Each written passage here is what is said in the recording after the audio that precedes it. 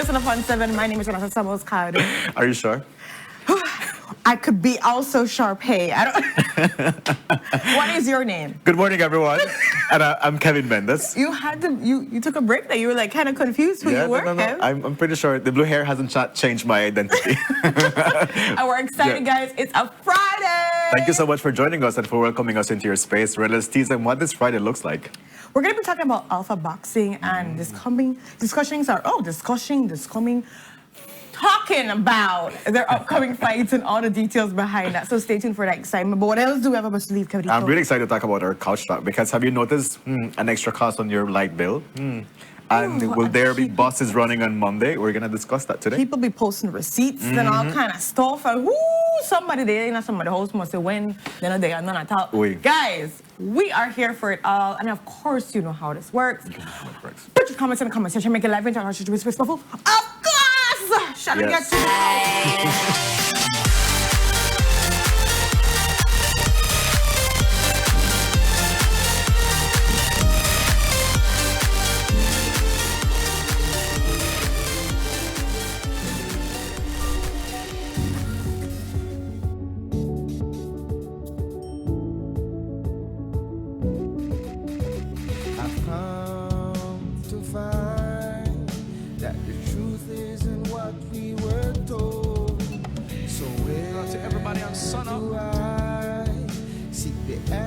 That's worth looking for today.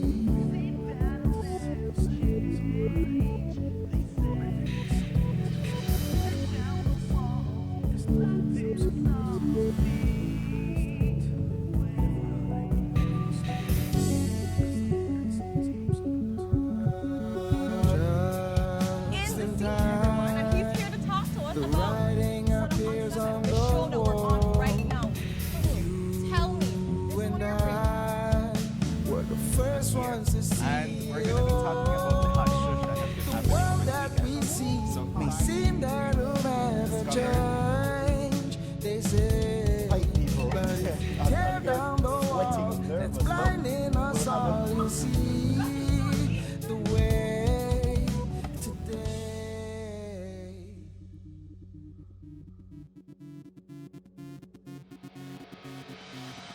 A place to call your home, a place where you can go. Stand by me and we'll take flight.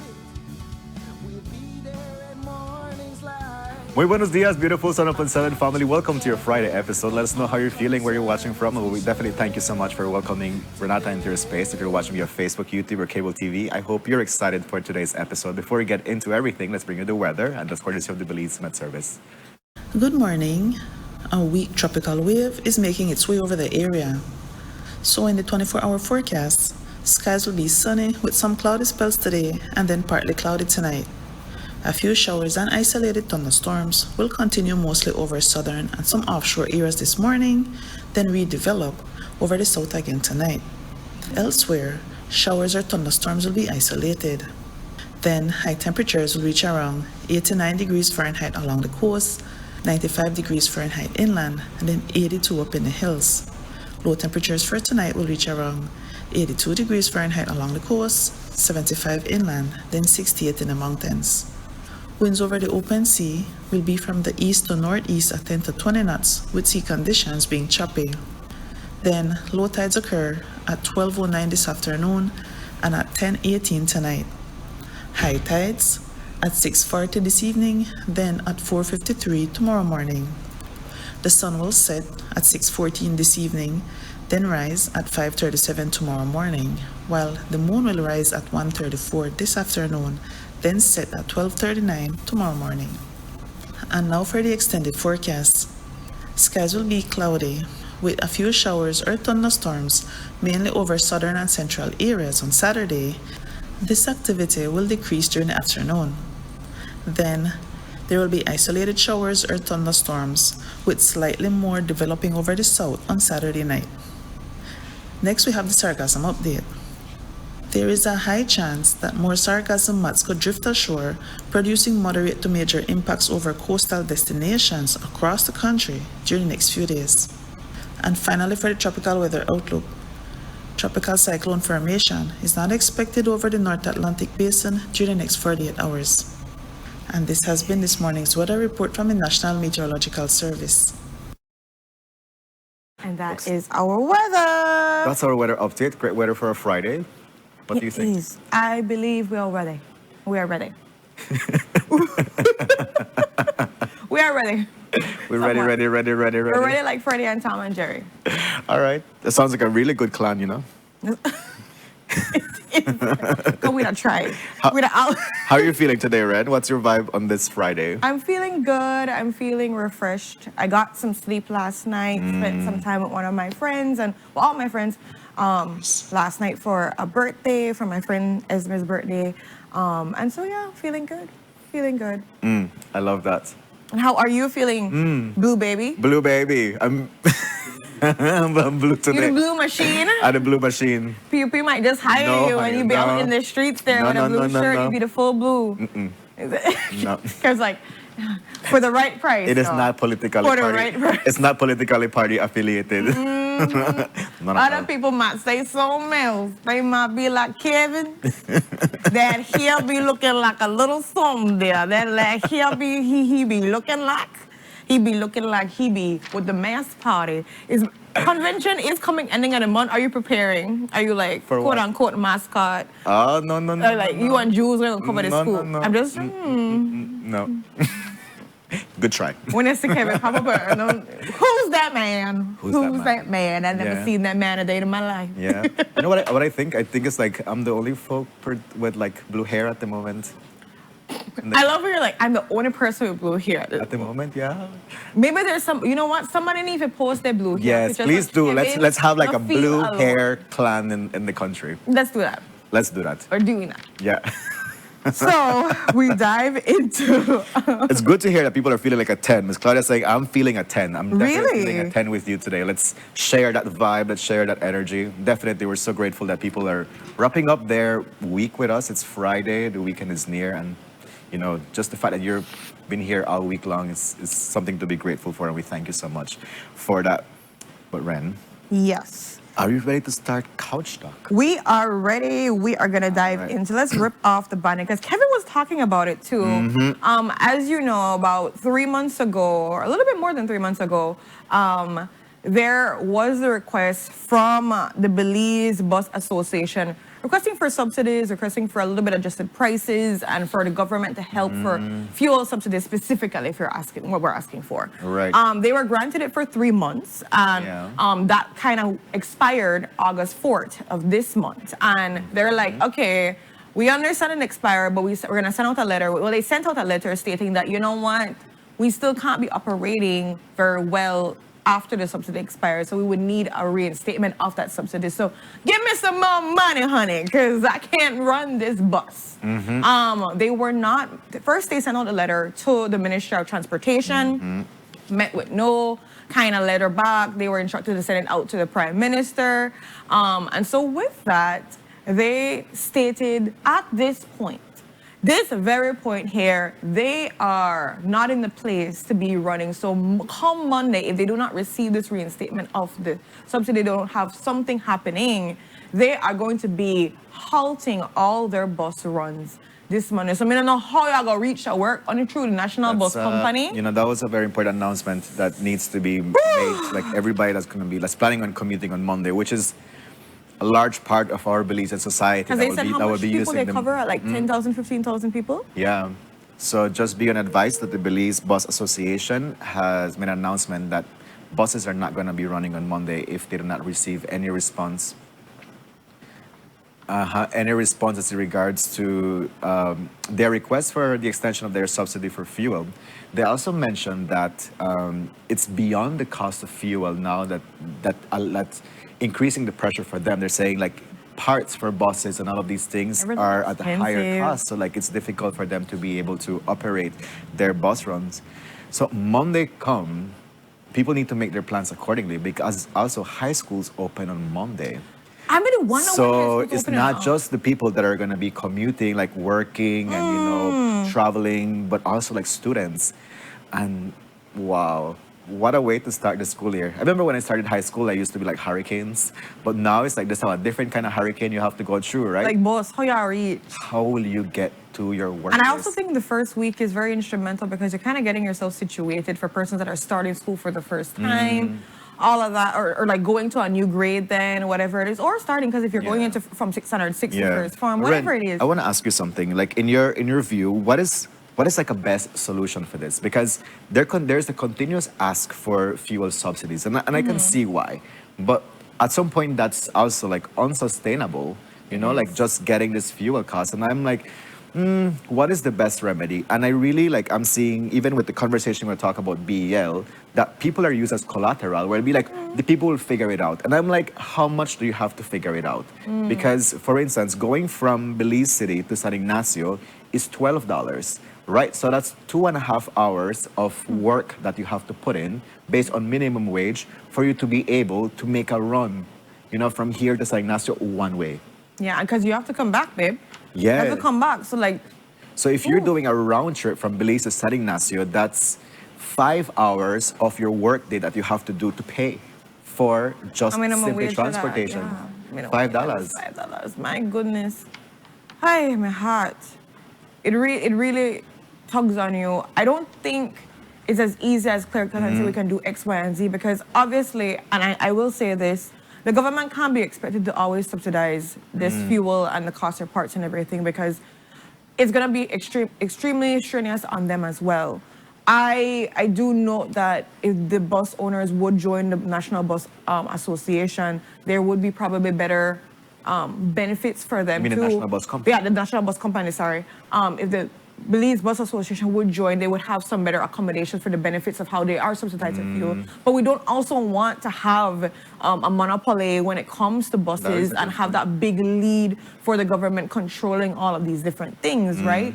But again, how do you navigate it? Because now we have these bus operators that are not feeling that they're making ends meet.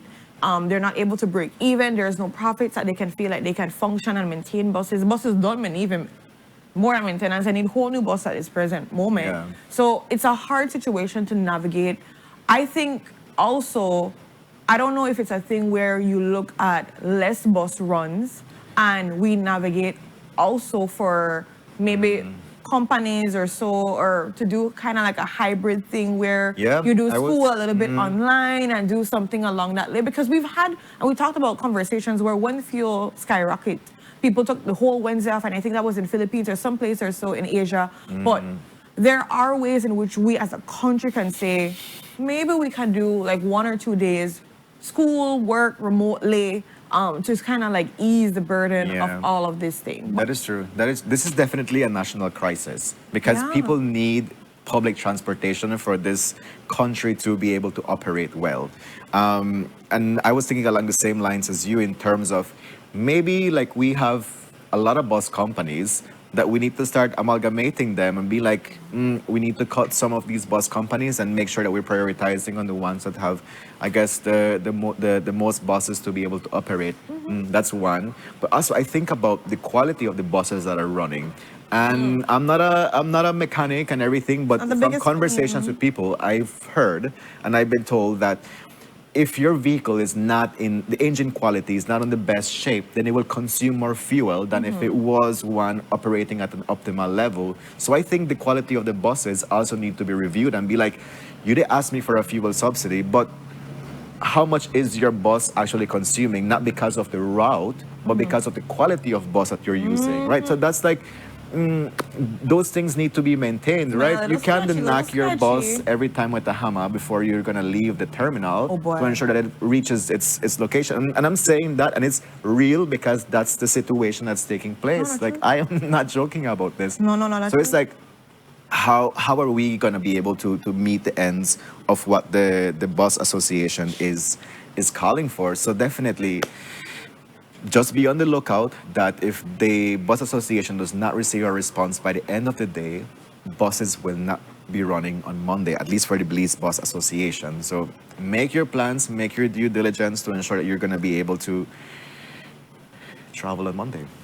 Yeah, so I think a lot of routes, like you were mentioning before, can be taken for this, where we look at one, maybe as a nation, looking at hybrid for work and school for certain persons, Yeah, how is so that it there's less you- bus runs. We can look at these buses actually looking over and doing a full assessment on the quality of buses, the fuel, and how far it can go and everything, and then seeing the best top-notch buses that can be maintained better. These are the ones, and they amalgamate, and from there they like pick the best runs that can be able to be used, Yeah. and then sell the other ones for scraps if they even work for sell for scraps at this point in time. Make up some Yeah. money from there. Yeah. And Because then go. like I feel like we've had multiple conversations where there's always like a benchmark in terms of like by the end of this time you should have upgraded your buses, and we always see this meter like move forward and then like nothing has changed, right? So again, I'm really hoping that at the end of the day do not come and say the people will figure it out, because how much can we figure it out, right? Like how much extra cost to live do we have to assume? Like Raising because the there's a price for- cost to live, that's ridiculous, right? We And don't the need price to raise the bus to like people can't afford it. Yeah. So No, it's I know unsustainable. that is, yeah. So at the end of the day, we have to figure out a way to move forward. It's hard, and a lot of persons in the chat, they're really upset because they're saying the idea of maintenance for them has been a conversation they have not been listening to. Yeah. They have not been like paying attention to. It's now after the fact when things are really rough, when things are, you need a hammer for not this thing to make Yeah. it worker. So that's when we're like, oh, we should maintain. Oh, it's hard to buy the parts, but like it's like how much have you been trying to really pump and fuel into this vehicle that you've had? But yeah, we're gonna keep you guys updated on it. Yeah. So we're gonna see how it goes, but definitely stay tuned to the news updates to know what's gonna be, the fate of the buses on Monday, if that's gonna be running or not. But for now, make your due plans to ensure that wherever you have to go, you're still gonna be able to make it. So I think about the people that are gonna travel on Sunday. It's gonna be packed, and we know how buses run less on Sunday. And traveling on Sunday is a nightmare. And you know what unpredictable thing took us sometimes bus that they'll come and then they'll come the time when they're supposed to come. Like how they Yeah, or they reach on the full and they are unable to pick up people at the yes. terminal. Oh my Our goodness. public transportation is Or the hell. express, and even the B Express, he pick up everybody along the way. Oh, It is a nightmare. people that are It is a bus nightmare. goers, they know Yes. the stresses. Yeah, but folks, we're gonna move on to our next couch talk topic. And the Public Service Union REN objects to the rushed passage of the Revenue Authority bill and calls on the Belize Tax Service Department members to stand ready. Yeah. Do you want to talk about it? Yeah, I'll let you lead on this. All right. So what I can say about the Revenue Authority bill is that it was, according to the Public Service Union press release that was shared, they said that they met with the persons in charge of the tax and the tax department, and they said that when this was introduced, it was only shared as a slide presentation PowerPoint yeah. where they were saying this is not the official document, but it's an introduction as to what it's going to be. There was no draft that was available at the moment. From that meeting onwards to where they are today, they said that they followed, with their due diligence of submitting recommendations Yeah. towards the bill and all of these things, only to find out that, it seems that they're full on in ensuring that they pass this Revenue Authority bill. And so they say that this is a disingenuous conduct coming from the financial secretary, because it's saying we have been making all our recommendations and everything towards ensuring that the Revenue Authority bill, is reflective of what our current circumstances is and what the country needs. But based on the feedback and the engagement It's they're like- getting, it's like we have not feel that you're really taking us into account, and it will be able to reflect what we're making in these recommendations. And I know what's interesting is they're actually asking or calling on the House of Representatives to send back the bill to the committee so that the recommended concerns can be properly reviewed in that sense. So like, do it the way it's supposed to actually be done in the first place. And they plan to send comments directly to the members of the Senate to try to at least have it reflected for their feedback in that sense. They described the bill, like you said, as disingenuous, but beyond that, they said it's dangerous to Belize, which I think kind of makes me want to question things now, how this bill really set up if it's dangerous to Belize and said it does not adequately project or does justice to the workers who would be affected by it. That's true. That's true. So all of that in itself makes you start to question what's going on. Is this another rush, hanky-panky, spanky-wonky thing to take place? Yeah, and if you're wondering, like, what is the Revenue Authority Bill? The Revenue Authority Bill is also known as the SARA Bill, or Semi-Automatic Revenue Authority Bill, which was introduced in the National Assembly by the Prime Minister on July 31st, 2026, which ensures the transition of the Belize Tax Service Department into a semi-autonomous revenue authority. That's what SARA means, Semi-Autonomous Revenue Authority. And so the draft legislation aims to modernize tax administration, improve compliance, and grant budgetary and human resource autonomy. So that's what they're saying, right? And I remember when the PSU did come on talking about it too, and they were very concerned. It was a big thing where the government had to put a halt to it and said, okay, we're going to go back, we're going to do this again, but then we're going back, and are we doing it the right way again? That is the question, is a consultation. We're seeing here the feedback, the comments, the PowerPoints, all these things are not necessarily being taken into the consideration that the persons feel that they're heard and seen. And when it comes to your livelihood, when it comes to your job, you don't barely make any kind of money like that. I'm gonna need this job to work for me a little bit, and I need to feel secure about it in itself. Because remember with Sarah, they were looking at aspects of persons having to redo their overall, like reapply for their positions and all kind of stuff under the nitty-gritty of it, right? So that's why there was a lot of concerns raised by it of what it means, of eliminating certain positions, etc., etc. And so all that to say, they're revamping, and they don't feel like the revamping is reflecting what it should reflect. This is a big step for the government to take. I'm hoping that they can be able to pause again and do it the way that, really looks at what the people are asking for, the persons that are actually going to be affected by this bill that they're going to ask for. Yeah. So again, the PSU objects to this rushed passage of the Revenue Authority Bill and calls their members to be on standby for any action that they may take, as in regards to, the passage of this bill. So that's true, a lot of actions, and I'm very concerned as to like what that may look like. I guess people are pretty much not pleased about the current state of country affairs. No, I can imagine again, something's gonna be affecting you. You put in comments, you get like a leave presentation, and I get documents sent to you. When a time for it, like I think it was early August 12th, wrong that time, they said how that their feedback wasn't even presented to the committee or so. Like all these little things that are taking place, it makes people frustrated, because if something's going to be directly affecting you, you have concerns, you're going to talk about it, but if it feels like it's falling on deaf ears, it's not even being reached to anybody's ears, that is frustrating. That causes for you to like say, hey, take a step back, what are you doing? And like you rightfully said, it's like you're looking at all these little mini issues coming up where it just feels like consultation, listening, answering back, providing the necessary documentation is just not being adhered to. It just doesn't feel like that's a part of the norm. Yeah. Like I know like there's a lot of things that are taking place. And I think about the first topic, we're talking about the bosses, right? And, how the inefficiency of it, the cost that it takes. But you think about the National Trade Union Congress and the Public Service Union, that members are going to be like affected by Monday's possible halt of bus transportation, right? So I know they had a meeting on Tuesday where they're calling for the resignation or the removal of the chair of the BTL board. It's like this bus situation is also something that they need to be concerned about, because Public Service Union members are going to be commuting on Monday and they're going to be affected by it, right? They're going to be affected by the cost of transportation. Members of the Trade Union Congress are going to get affected by all links. By the transportation issues. So it's like there's so many things, and I feel like we're just putting these in little pockets and saying, okay, I don't know if this is a low-hanging fruit that we could reach on for, that we can address, but it's like, how are we sitting together and saying, yo, let's look at all of these things. Because in one way or another, they're all related. In one way or another, it's people that are used as collateral of you have to meet the ends, right? It's gonna be a It's hard a lot, thing. yeah. And I'm hoping these bodies, like you said, would really meet, would really like come in a stance together. It's hard to say when you, because people often feel, or you, this is the stance that I see, that because this one affects you, okay, you're going hard for that.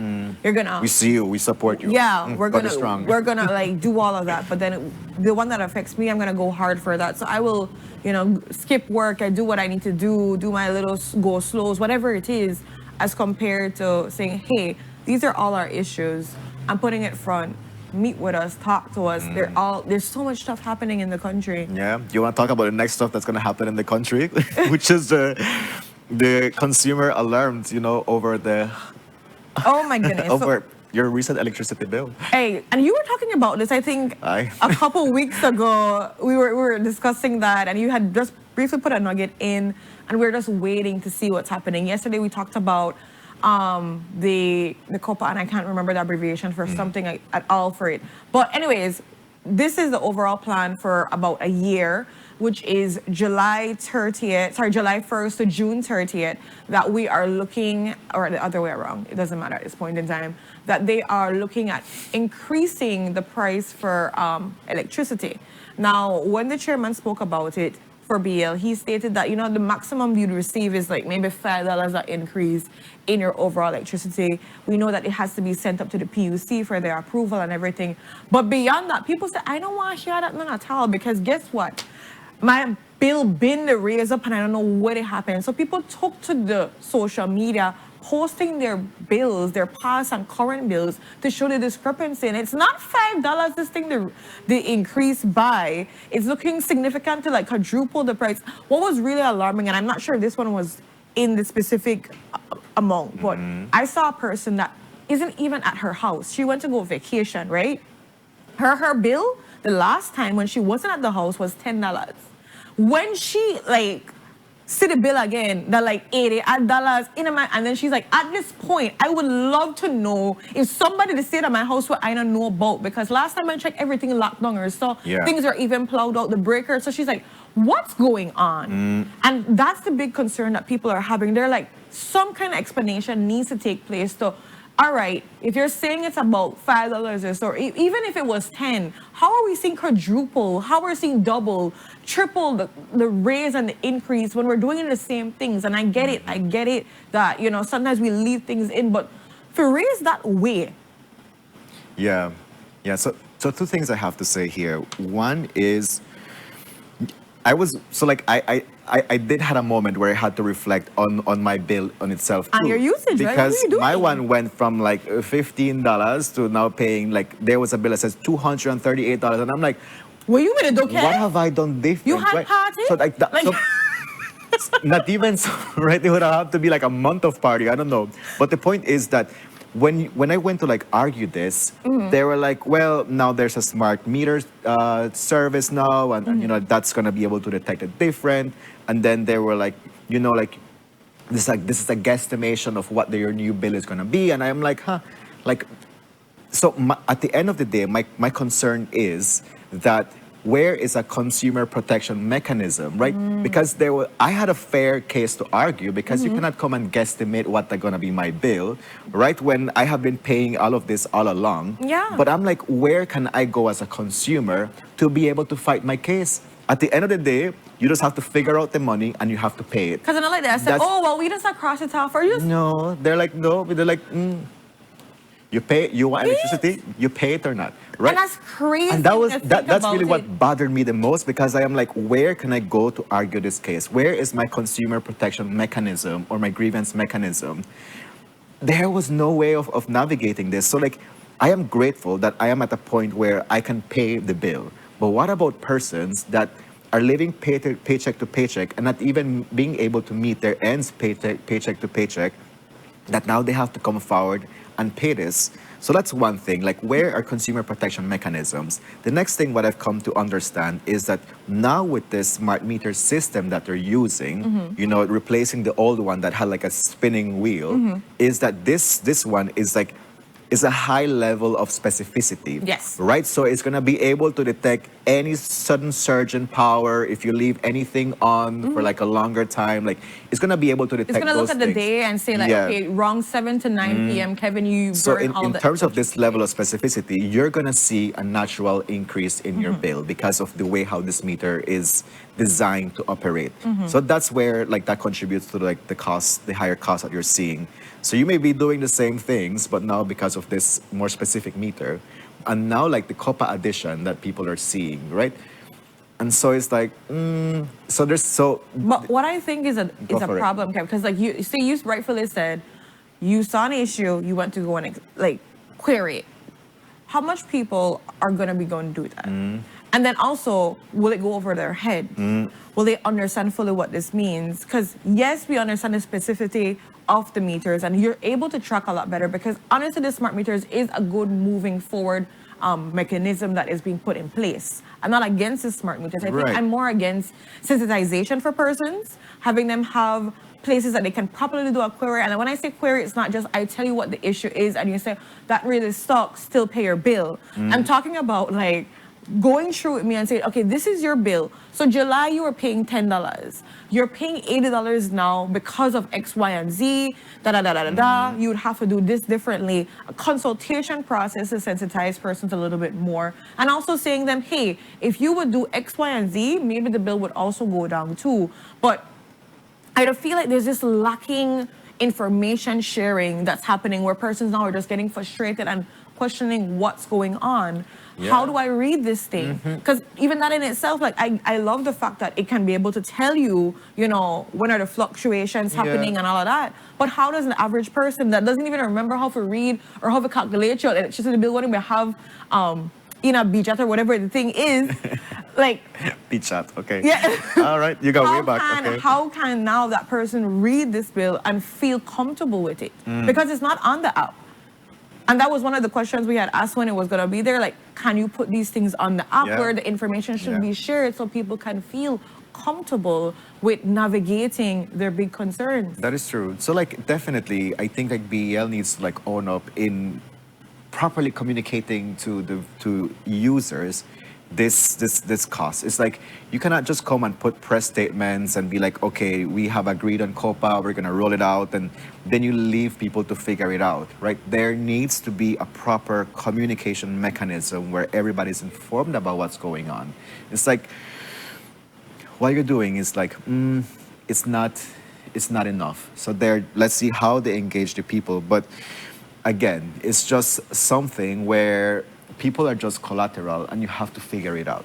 Yeah, I'm just over it at this time. Yeah. But So much people, there's so much posts like this where people are saying my bill gone from 70 to 145, my bill gone from this, and even the home, like literally the way how my chest may are tight if I say $1,000. girl, The way my chest, first of all, people didn't even make that amount for the month. We just talk about how the average would be $975 for the month as your pay, and that's before deductions.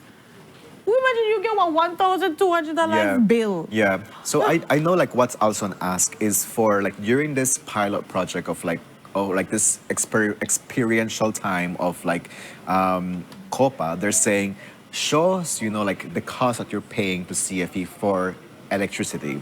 So based on that, they're gonna be able to see how effective this COPA adjustment is on our bill. So that's something that we look forward to and saying at the end of this period, let's see how much have you really been paying and if it makes sense for this COPA thing to be inputted in our bill. We're gonna see exactly, but I really just call on BL to just do a lot more sensitization Definitely. for persons. Like even if that is the case, that because these things are so smart and everything is so sensitive in that sense, allow people to understand what's happening, because things so hard right now to make you get slapped with a 2 times, 3 times the bill where you normally pay. Yeah. Like where you find this money from? That is stress. And then the thing Yes. is, guess what? The next month after, you have to pay one next bill. So guess what? It's not just You have to. Bill. And then Ren, what aren't you happened? like hearing crickets from the Public Utilities Commission? Listen, I had to wait for that talk long time. They don't- Where is the Public Utilities Commission talking about this, right? You're seeing your consumers having this concern about their sudden increase in their light bill, and we only hear chirp, chirp, chirp. It's like, what's happening from there? And that's also another body that we would love to hear more about. You know, where are like consumer protection mechanisms? I really want to know. Where information, Where's understanding, we have a lot of things in place, but how do you explain it to persons so that they know what's in place? The average person, come on, man, we need to do better with that because Yes. people will be upset. So, Ren, let's move on to our next couch talk topic. And Puma gas station, that was crazy. Of $30,000, like I was when I got money like that, is this an inside job? How you know? I got 30K up in my pocket over there, you know, that kind of thing. So police are investigating an armed burglary in the Puma gas station on the Philip Golson Highway in Belize City around 2:45 a.m. Security guards, Marco Ortiz was reportedly approached by 6 armed men.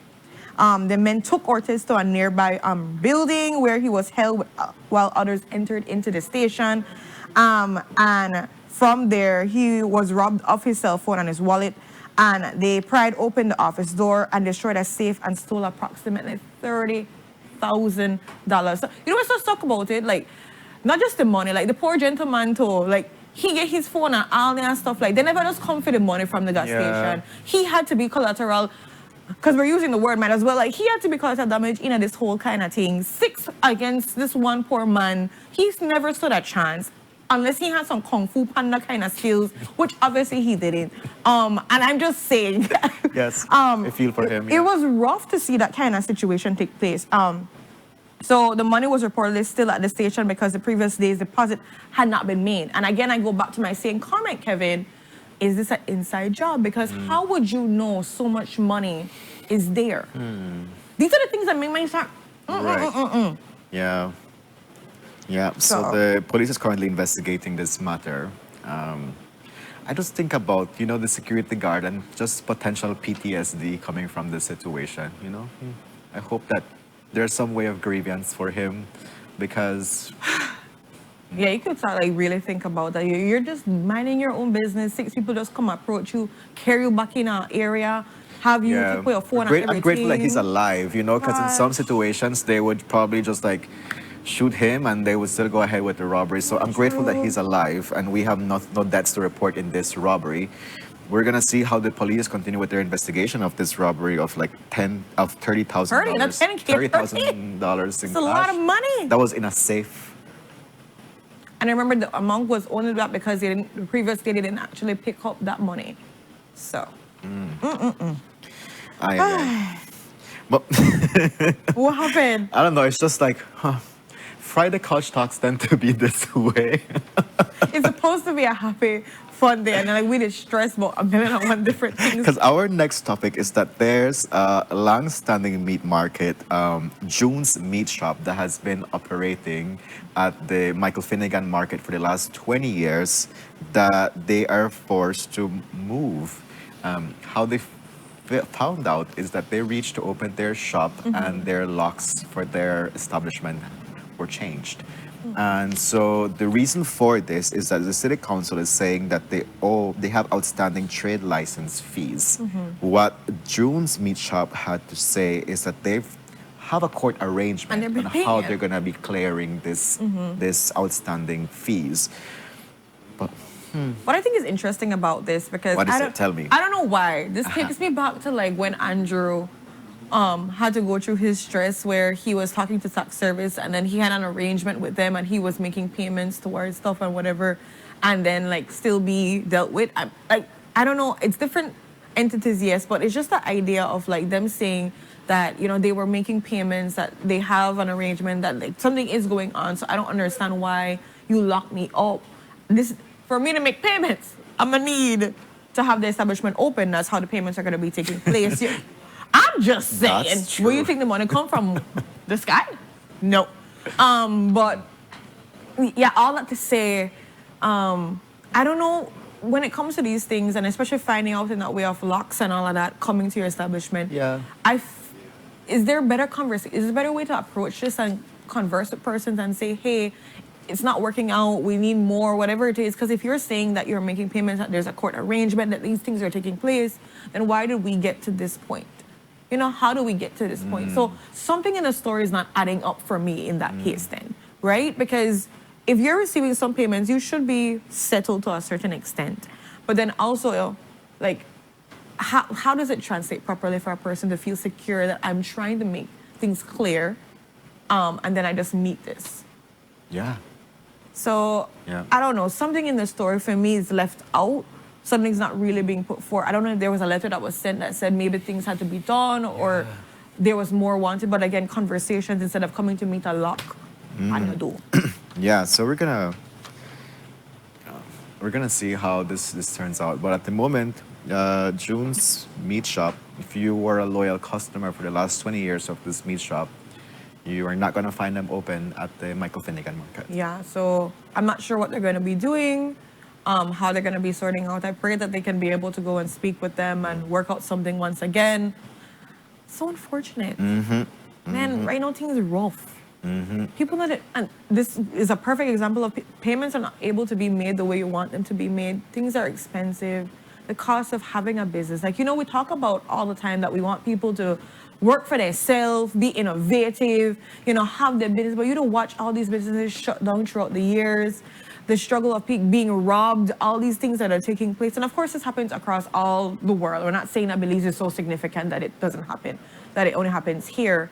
But I'm just thinking about how hard it is to maintain a business, to even open a business here and have a sustainable business, to grow and expand, to export and all these things. And those small, medium enterprises are really one of the driving forces in our economy. And then you see things like this that take place and you're wondering what is really being put in place and how much conversations are really happening to help them in that way. And, you know, things do take place here and there, but is it enough? Can we expand on like previous conversations or programs or whatever it is? Is enough consultation or meaningful consultation taking place towards it? Business, it's a rough time to be a business owner. It's even a rough time to be an employee at this point. At this point, what you want to be?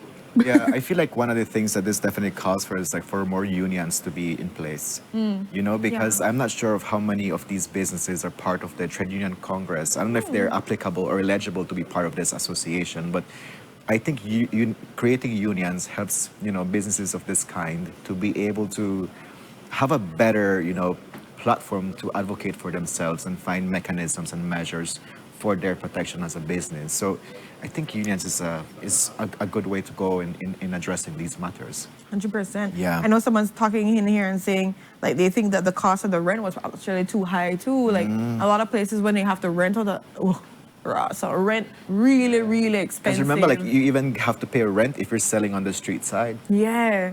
You remember when they had the big thing about Digipark when the rent was so expensive for vendors to open up and some people open the people up outside time. Michael Finnegan Market, they were asked to move and they said, but we to pay if we sell on the street side.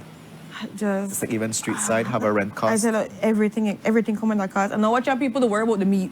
They said the meat is bad. I think they would allow them to get the meat out. I think so. I don't think Valid it's concern. Bad. Valid concern. Yes. Like, we need to cook that beef. When we have one last couch topic to go through, and this one is that the U.S. government has announced the new U.S. ambassador to Belize, Mr. Andre Bauer. He was introduced yesterday, and it's been, I mean, this is news because it's been quite a while since Belize has had like a permanent ambassador. So since Michelle Kwan left 2 or 3 years ago, there had not been somebody that was, you know, fixed as ambassador in Belize. So Mr. Andre Bauer is now going to be the new ambassador, representing the U.S. government in the country. And so with that, we're going to see, you know, how it's going to be, what are the things that he would like to support. We know that when Michelle was here, she was touring the country, making sure that everybody, you know, saw her, know her, and also hearing a lot of concerns. And I think that's one of the things I appreciated so much about her. And she always wanted to have a conversation with persons to see exactly what are the issues, what's going on, you know, how can we be able to meet eye to eye when it comes to things. So Yeah. I'm not sure what his approach is going to be That is coming true. in, and what are the priorities in his mind, and what the U.S.'s priorities for him to mandate in is also there. That is So, true. That is true. And so what we can say is that he's from South Carolina, and he's a South Carolina Republican. That raises an alarm there for me, at least, But also, like, there was an interview from him that was unearthed from June 25th, 2010, from CBS News. Not Kevin pulling up the receipt. Because it was because this is like a major thing, right? In terms of like Pull 'em up how here. U.S. government influences what's taking place in the country. And on an interview, like it left some like comments, like bitter comments in terms of he said. Because he was talking about students that are benefiting from a feeding program from the school, from a high school, and he said, my grandmother was not a highly educated woman, but she told me as a child to quit feeding stray animals. Barr said during a town hall meeting at the Greenville News reporting, he said, you know why? Because they breed. You're facilitating the problem if you give an animal or a person ample food supply. They will reproduce, especially ones that don't think too much further than that. And so what you've got to do is you've got to curtail the type of behavior. They don't know any better.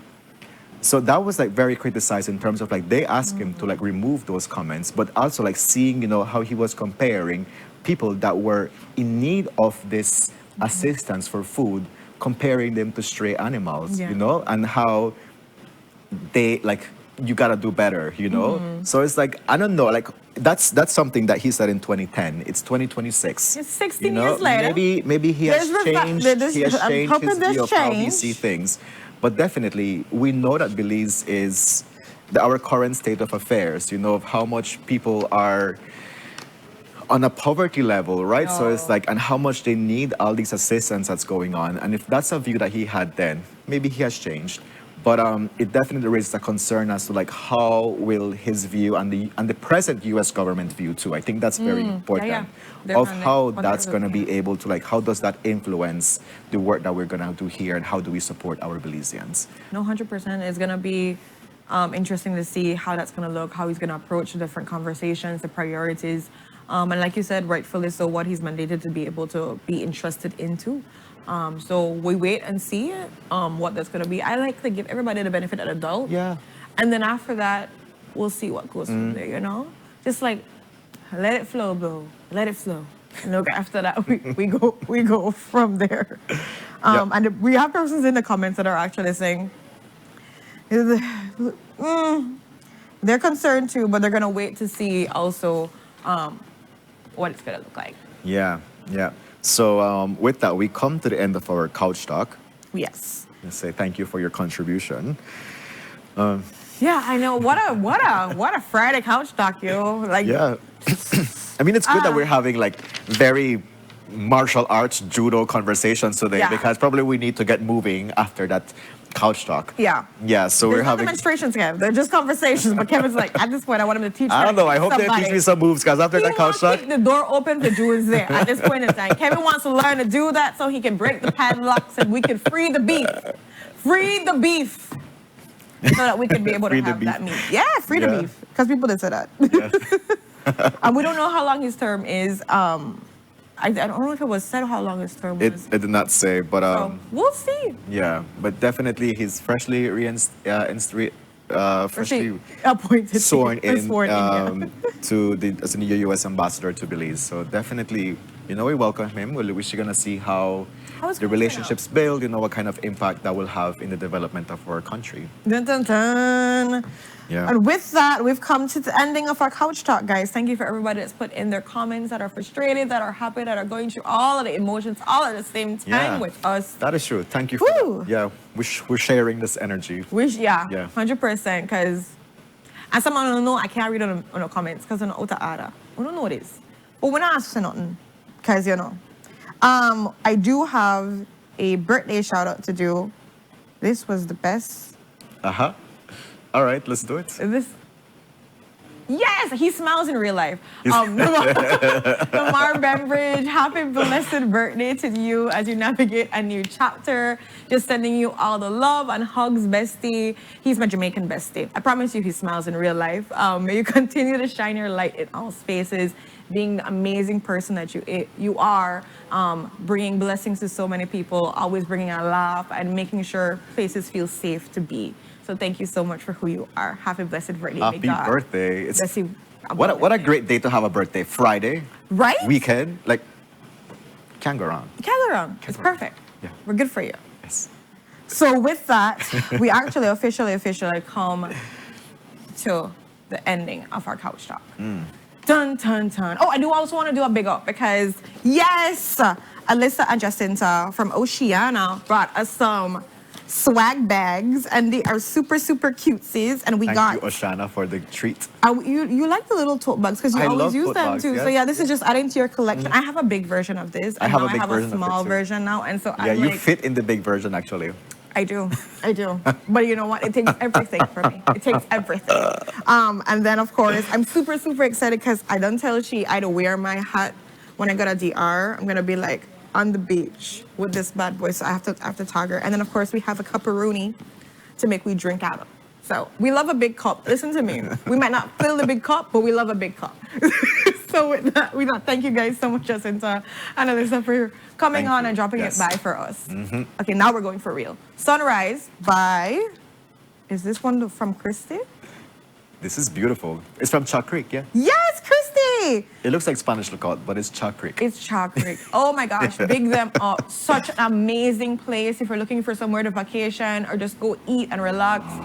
Chalk Creek is the place to go, guys. They have horses, they have great food. Oh, okay. I'm thinking back to the memories, the good food, the good everything. Yeah. With that, we send you off on a commercial break and we'll be right back with exciting conversations. Stay tuned. Stay tuned.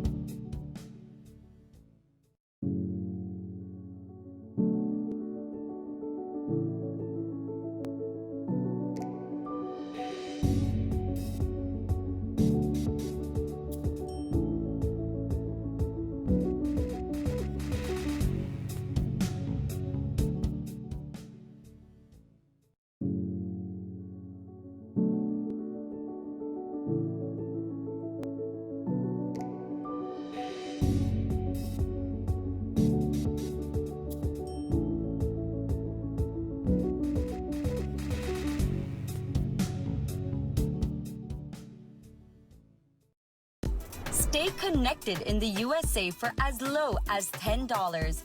With Smart Roaming Data Pass, staying connected is simple and affordable. Get the data you need starting at 1,000 megabytes to stay connected to larger plans that keep you online while you travel across the USA. So you can message, browse, video call, and navigate wherever you go. No SIM swap, no bill shock. Just simple, affordable pricing. Activate easily by dialing *100# using the Smart app or online. Smart Roaming Data Pass. Staying connected the smart way. Smart, bringing people together.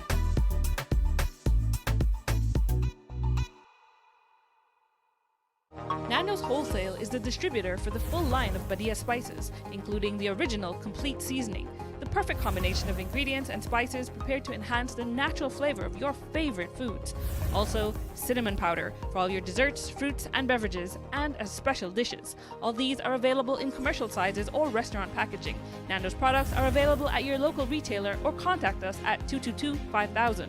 From Corozal to Toledo, Nando's is proud to be serving Belize as its #1 wholesale distributor for over 35 years.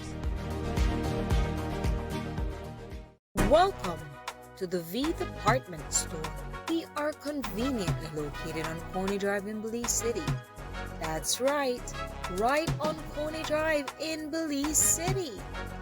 At the V Department Store, we offer a wide variety of groceries, cosmetics, kitchen appliances, kitchenware, electronics, and more.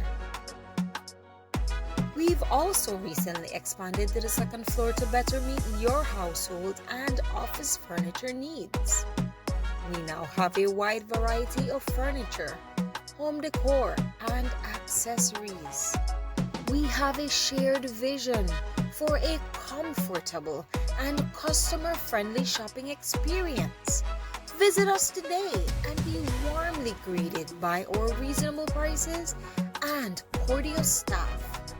The V Department Store. Experience the ultimate shopping destination.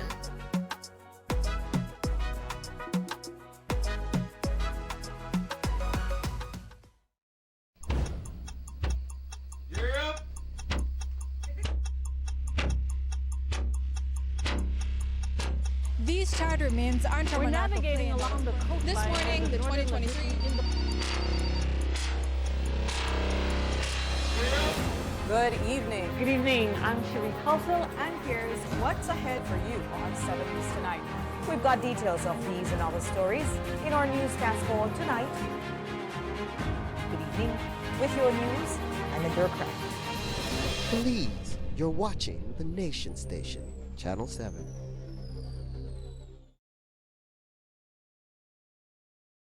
Wake up to positivity and inspiration. It's a fresh and diverse twist on your mornings.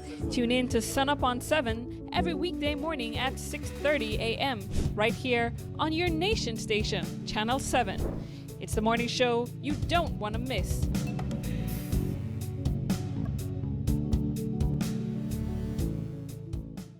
Stay connected in the USA for as low as $10. With Smart Roaming Data Pass, staying connected is simple and affordable. Get the data you need starting at 1,000 megabytes to stay connected to larger plans that keep you online while you travel across the USA. So you can message, browse, video call, and navigate wherever you go.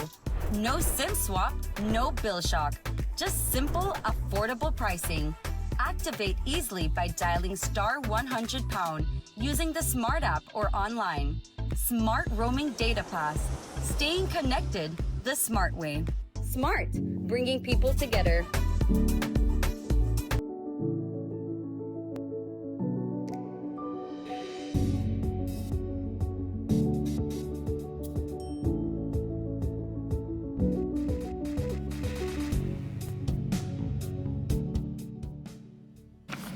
Muy buenos dias, beautiful Sunup on 7 family. Welcome back to your Friday episode. Renata and I are super grateful for your company. Just before the commercial break, we had a lengthy and a heavy and a very juicy couch talk to go through. And now we move on to some movement because we have the Judo Belize Federation joining us.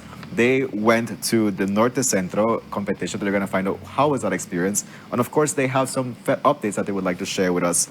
Joining us on our couch to give us, details and celebration and what has been going on, we have Leon Guild, Coach and General Secretary of Judo Belize. Leon, good morning. Good morning. How is your vibe? It's Friday, weekend is near, or it's the weekend already. From 1 to 10, what's your energy level? Well, energy is up. We have, the national team meets every weekend, so I'm looking forward to that. And we have showtime again in 2 weeks, so I'm excited. So 1 to 10, what is that? I'm at a 9 because we have to get through work first. There you go. Hey, that's a great energy level to get going through today. Yeah. Leon, introduce the athletes that you brought with you today. Yes. Well, to my left, I have Benjamin. Benjamin Liang. He's one of the senior students, what we call senpai, in our studio, our martial arts school in Kings Park. So he's one of our senior students and one of our frontliners when it comes to running the school in my stead. And he's also a member of the Judo Belize national selection, the national junior selection. Wow. And he just came back from Guatemala 2 weeks ago as well. Impressive. We have Brianna Villaldores, our jewel at the moment, because she's our only female. And we discovered Brianna through a community outreach program. She attends Mad Williams High School, and we found her early in February this year.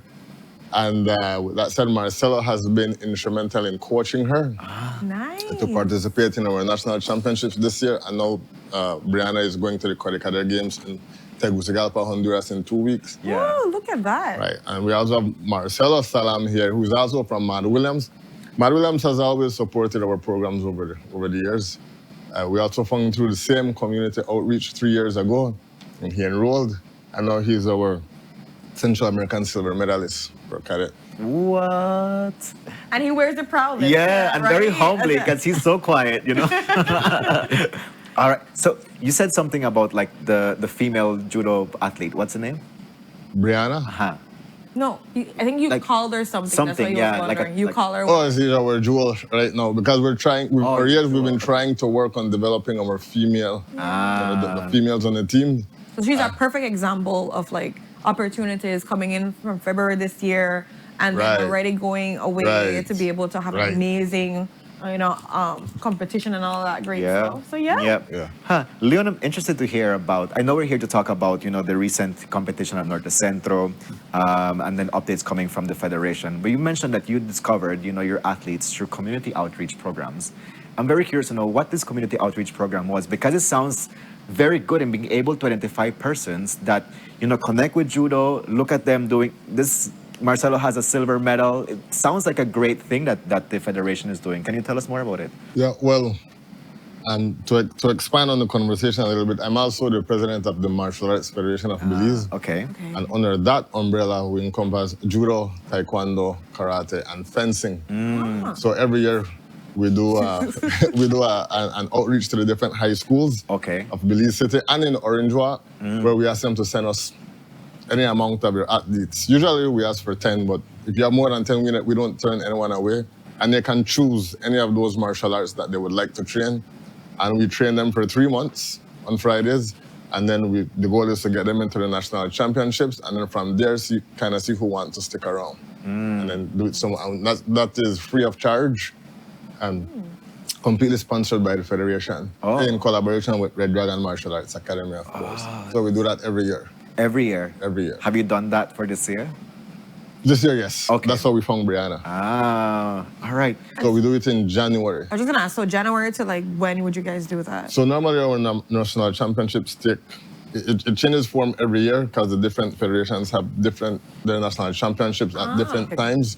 So we kind of judge. So judo national championships is always in May. So we try to start in January. Makes sense. Taekwondo is a new thing. This is the first time they're going to have their national championships in November. So in September, we'll be sending out the letters to the schools. Oh, cool.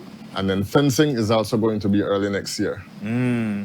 Renata wants to learn fencing. I want to learn fencing. That's her thing. She's been saying it for the last 2 years. Yes, I have. Yeah. Ask me if I've done anything towards it. No. But it's planted. It's Yeah. planted. Yeah. Well, thank you so much for sharing about the community outreach program. And again, congratulations, because you definitely are finding, athletes out there that are able to connect with the sport. And that's so beautiful to have people that belong in certain spaces and look at them thriving. Yes. Let's talk about the Norte Centro experience. So Ren. we're gonna go with Marcelo first. The medal and everything. Yeah. So let's talk a little bit about, is this the first time you're being able to go away to do this? And like, what was your experience like? Well, it's not my first time. It's actually my third time I went out of the country to represent. For the past 3 years, look at that. I love see? that. Okay. Showing the opportunities are there for, because I'm really trying to get persons to like put it in their mind that this is something to get involved in that's going to teach you discipline, but also give you chances to travel, be exposed. So 3 years we've been going out. Tell us about this one. Well, this one is very emotional for me because this is my first judo international level medal. Yes, And congratulations. Congratulations. Yes. Thank you. I love that. And it was very overwhelming. It's overwhelming because you worked hard, right? Yes, Mom. And you were able to get it now on a third try. Because again, perfect example that you might not get it the first or so or whatever, but then you get it once you put in the hard work. So how does your training look like, or how do you prepare for something like this? Okay, so we prepare for 3 months before the competition. Okay. And most on the weekends we train, but even during the week we train as well. But that'll be like weightlifting and that kind of stuff. Then on the weekends we do randori, that's like sparring. Ah. Yeah. And then how much hours? Because you said, the weekdays. 2 hours sometime, like 2.5 most. But that's really good because you're going to school and then you're doing this too, and I know you have school work. So for you guys to like manage all of that, that's really amazing that they take time to be dedicated for the past 3 months to get this done. Yeah. Well, Marcelo he's underselling. He says 3 months, but we've been preparing for 3 years. He's very humble. Like, you Right. realize that he's very humble with it. 3 months is our is when we start focusing Like the on intense, gets more competition. intense. We increase the intensity for the purpose of competition. But throughout the year, we're constantly in training. We go to Chatamal once a month. Now we establish a network, a relationship with Flores Peten. So now we're going to alternate Chatamal, Flores Peten, Chatamal. Because what we need is immersion, like complete immersion, that they're surrounded by judo. And that's how we improve. I love All right. that. So who did you compete in Guatemala? Like who were the persons you were, was it fighting? Judoing? We're trying to understand judo here, so just give me. I'm trying to understand the right language, Yeah, for judo. right. So I'm in the minus 73 category. Okay. And I may have only 3 opponents. Well, 3 opponents. In total, Like you it's said, only 3 opponents, which are a lot. There's only 3 of us. One from Guatemala and one from El Salvador. Oh. Well, my first match was with the El Salvadorian, and that was just a warm up for me. Oh. Because I have it competed in a year. So it was a fresh comeback. Okay. And he needed me, and I got the back and just relaxed my mind. Right. Then Sensei Leon told me, it's all in the head. Yeah. Then my second match, I went up and I performed well. There you go. Like you said, it was a warm up, Yeah. It was a warm up. The next thing you Sometimes you just remember your present. And That you're is like, true. let's get it. I never wake up fully, but now I'm fully awake, I love was that. asleep. Now I'm awake. Congratulations, Marcelo, on your silver medal. Let us talk to our fellow guest that's very quiet here. We're bringing Brianna into this conversation. Yeah. So let's talk a little bit about just also the program, because we know that you were brought in February. How did that take place? Well, one of my friends from school, Marcel Salam, he was showing us some techniques, and then he asked me if I wanted to join the high school competition, and I asked my parents, and they agreed to, because, well, my adoptive dad had done martial arts when he was younger.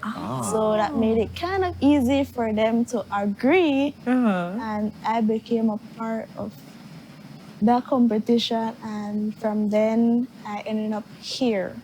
Do you like it? How you're feeling about it? I really like it because it's something new and I get to try new stuff. I'm not on that football thing anymore. It's more of a judo thing now. So All right. So we switched it up already. Football thing.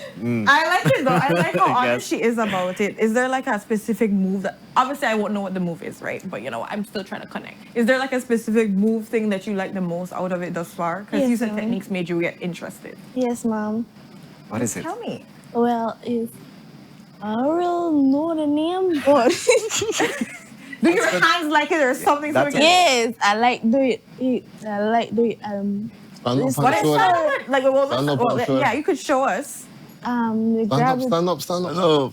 Right, help us here. Yeah, there we go. Okay. Oh, I don't know what That's teamwork. I love it. Yes, Okay, okay, yes. okay. Yeah, and then you take the 2 hands and then you enter and then you fling it over. I like to do it in competition and especially in training. Yeah, I love that. I'm just like, and all in my mind I'm thinking is like you're gonna hit them in the groins or something like that, but it's not that, obviously. No. It's you have to like get them on their back, and And then do you if they flip land them? on their back, they get Yes. a full point. No, just but so you know. she flips them. Yes, and if they land on their back, they get a full point. If they land on their side, they get quarter point. Yeah, That's that's half true. point. Half point. If they land on their side, they get a quarter Oh, point. That is cool. Okay, Yeah, I can see why you like that I learned move that though. today. I learned that It's like today. very invigorating, right? It's like, That is cool, and you since you're the only like young woman in this group, you get to flip them. Yes. Oh my gosh! like a pancake. You just. I'm just thinking about it. It's I super love it. fun. I am super impressed. This is super cool. And so you're going to Kodika there, are you? Sir. How do you feel about that? I feel excited. It's my first time being there and I get to get new experience and learn new stuff. So I'm very excited to go. I And you get to love that. flip Guatemala. Yes. Guatemalan pancake. I know it's one mom pancake. Brianna's serving it up, guys. Hello, I'm here. What's on the menu? Central American pancake. Oh my goodness, but that is great. So That is great, and it's the yes. first time you're gonna also be coming out to do something like this. Okay. See? Wow. So she is, no, judo is like Ben said, it's a Japanese art.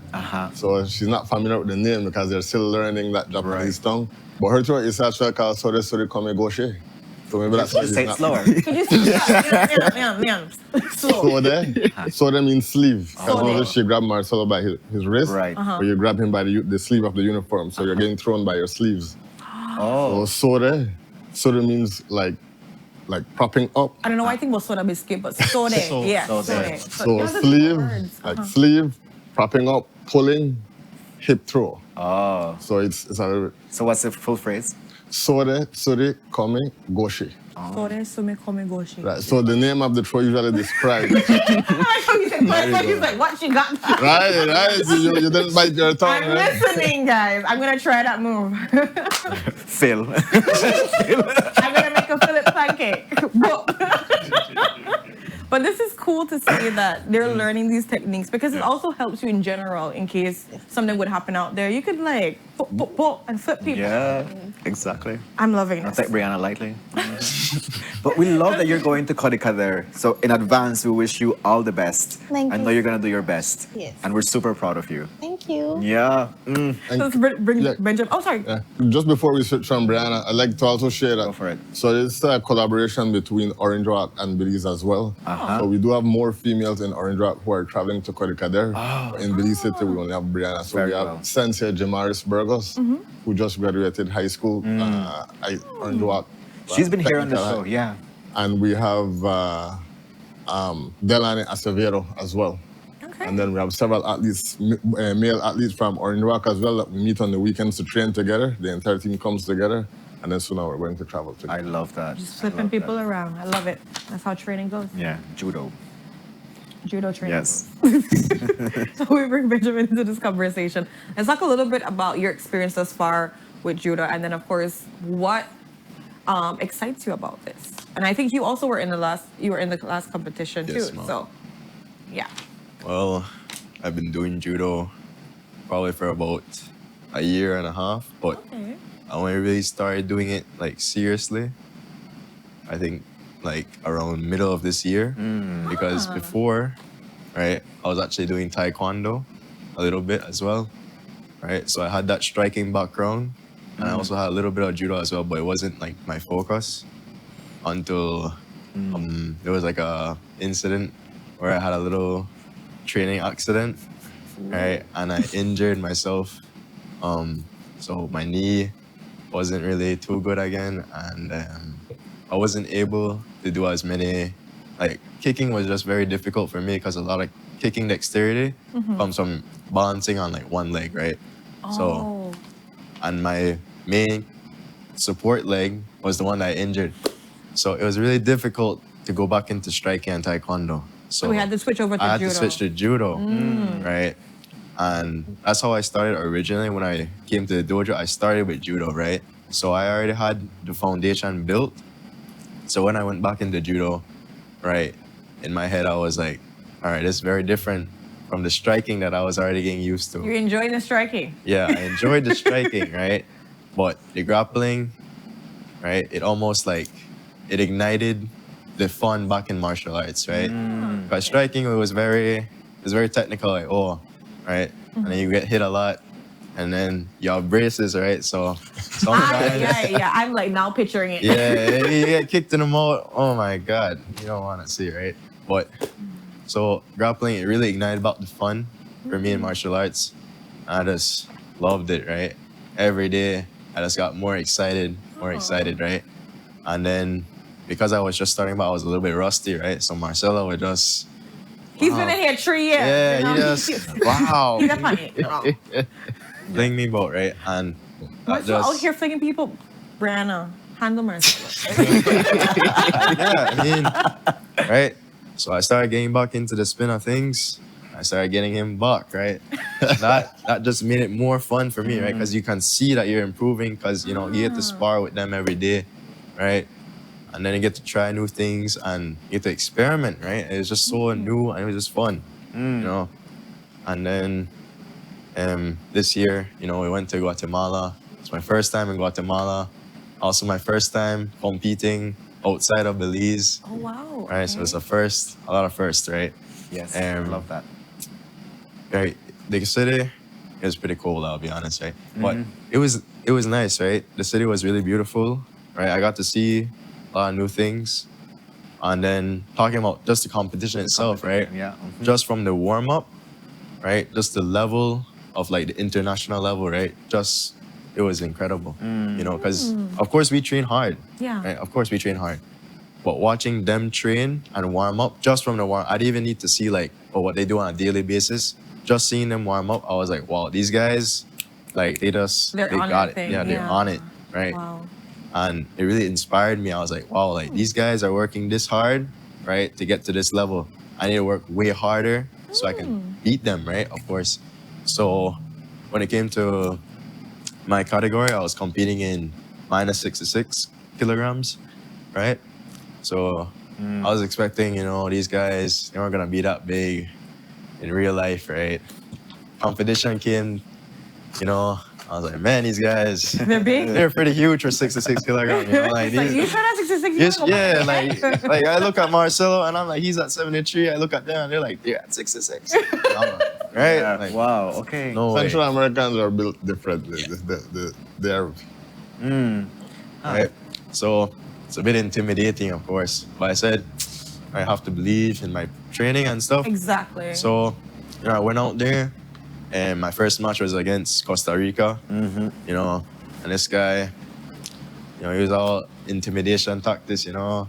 When he got up there, you know, he was like, girl, you know, and, you know, I went out there, right? I did what I could, but your first time being out there in a big arena like that, in front of all those people, kind of gets to you. Cause, yeah, the nerves and everything. Yeah. Because you're getting adjusted to that kind Exactly. of exposure on an international yeah. basis. Yeah. Like, for nationals, I went against these guys before, you know, I trained with them. Yeah. Right? So, yeah, I know them. So you don't mind right? flip there. It's fine. Yeah, it's fine. But this guy, I don't know. What he eat? Yeah, I don't know what he eat. He eat pancakes. I don't know what he eat. He eat whole wheat one though. Yeah, like, by the time I grip up with he, I was like, man, this guy, he'd eat something, man. You know? But yeah, I gave it my best, right? I put up a good fight. Okay. Right, but the thing is, right, that, I guess, lack of experience came through when I wasn't really fighting the way I would usually fight, right?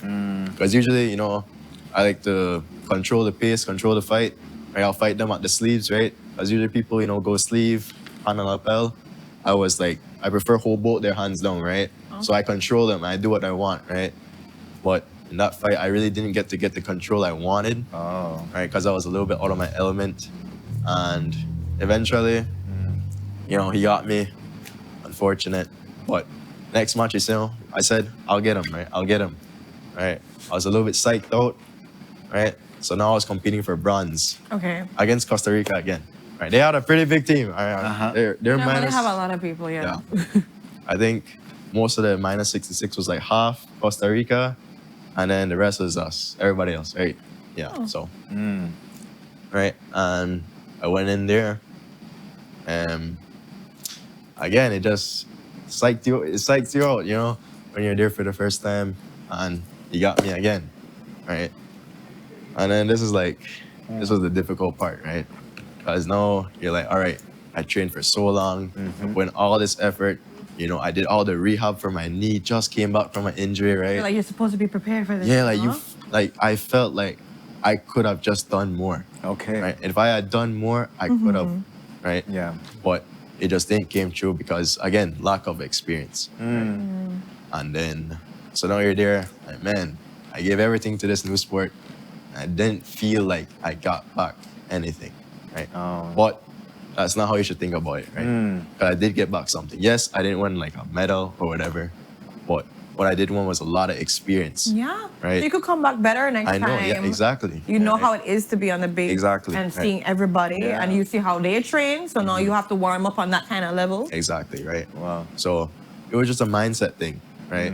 I know I had the ability to do more, but it's just that fear, Of you know, I was being able putting, yeah. I love that. Thank you so much for like walking us through, you know, the entire process, and that was like very helpful for us to like actually picture, you know, how these competitions go and what it does for you as an athlete. Saying, I'm gonna come back better the next time. Exactly, And I think yep, that's a great takeaway to have from it. Well, congratulations too for representing Belize out there on that platform. It was your first time. You did your best, and we totally celebrate that too. Actually, our Sunup on 7 viewers are celebrating y'all for, you know, for being youthful, you know, for enjoying this sport and for going out there to doing your best to represent us. So congratulations for that. Let's talk about what's next for the federation, Leon. Well, we have Kodikader in 2 weeks. In That's 2 the weeks, first thing. yeah. And then do you need support for Kodikader? Of course. What we kind of need support do you financial Tell support. they gonna need their money. Y'all Right. say you can't be pretty about it. Be like, Right. give me some money. Talk about it. Right. Financial support with a capital F. Right? Yeah. These trips are costly. Yeah.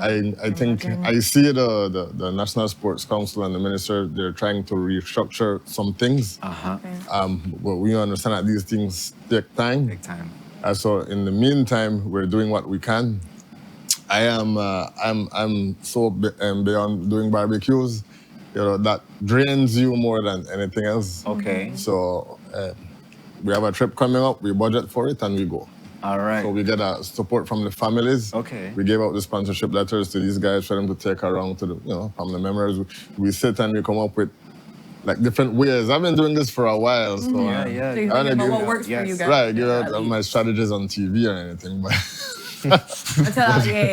You're all the secret Right. codes. Yeah. well, there's that, and then well, Ben is looking forward to might be studying in Canada next year. Okay. Oh wow, And, look at that. Right. So provided he enrolls in a judo program in Canada, he keeps his space on the national selection.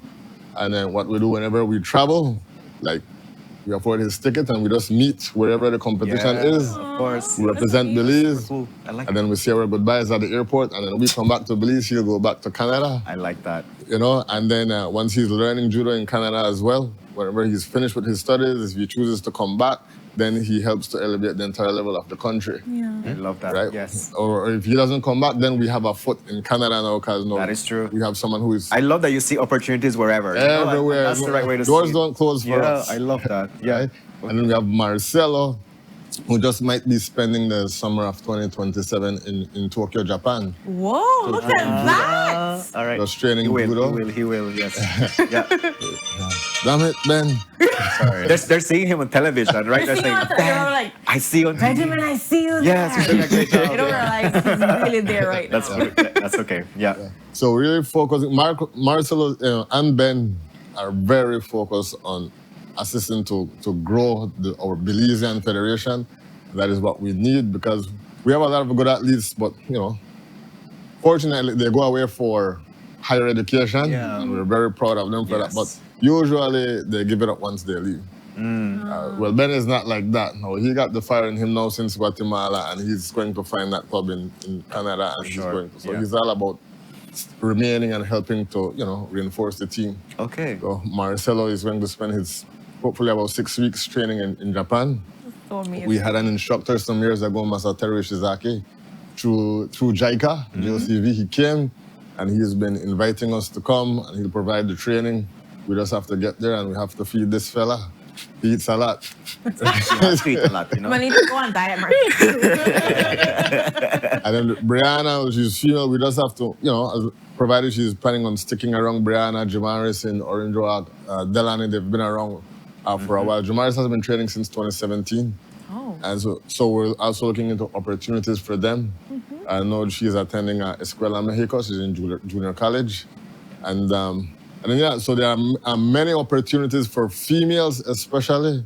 But in general, I think Belize isn't aware that, especially in the individual sports, there are a lot of opportunities as well if you're willing to get in. A lot of universities are giving scholarships if you're not if you're starting or learning, but if you're already like you were on the national selection in your Right. country and now you're Yeah. coming to our institution, there are some opportunities you can tap into. That's really good to hear. Right. Yeah. If you have to ask about it, though. All right. So, Leon, thank you so much for giving us an overview of what's going on with the federation. I love to hear that there's life within the federation, you know, in terms of like you have your athletes also going to study and, you know, like growing and you know, making themselves better, but also like connecting with the sport too. And they still want to be part of the team. And I love to hear that there's a whole dynamic and there's life around it. We asked you, like, you know, what kind of support you would like for you to make a trip to Codica there. You said, you know, you would like support. So how can people reach out to you or the federation to pledge their support? Well, you can reach the federation at cell number 670-5084, or you can send an email to Judo Belize Federation. Either myself or our president, who is in Tulsa at the moment. Okay. One of us is going Judo to Belize Federation. Judo Belize Federation at gmail.com. Very well. Or 670-5084. All right. Okay. Thank you so much. So as we wrap up this conversation, Brianna, do you have any last words to share with our viewers that are tuned in today? Yes. No, sir. That's okay. That's okay. How about you, Marcelo? Any last words you'd like to share with our viewers today? Well, I just want to big up Mr. Chair and Anthony because they also with us for the trip to Guatemala. All right, thank you. And they also gained some experience as well. I love that. Thank you so much for having them in mind. Yeah. How about you, Benjamin? Any last words? Well, I just want to thank you guys for having us here. Right, it was an amazing opportunity, and I want to thank everybody that's been supporting us. You know, and thank my coaches, my teammates. Right, and of course the federation. So perfect. Nice. Thank you so much. Yeah. And again, guys, with that, the number, if they want to support, is 670-5704? 5084. 5084. So I'm gonna delete that comment. We're gonna do it again. Yeah. But yeah, with that, we're gonna go to our next commercial break, and we'll be right back. Stay tuned. Stay tuned.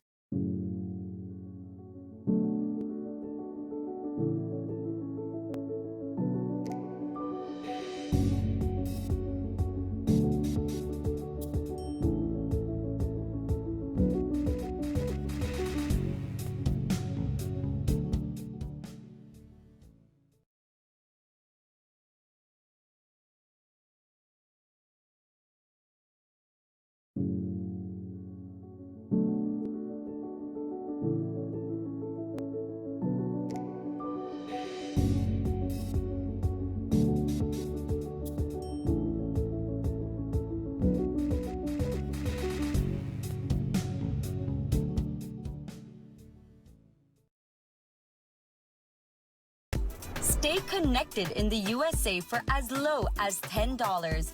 With Smart Roaming Data Pass, staying connected is simple and affordable. Get the data you need starting at 1,000 megabytes to stay connected to larger plans that keep you online while you travel across the USA. So you can message, browse, video call, and navigate wherever you go. No SIM swap, no bill shock. Just simple, affordable pricing. Activate easily by dialing *100# using the Smart app or online. Smart Roaming Data Pass. Staying connected the smart way. Smart, bringing people together.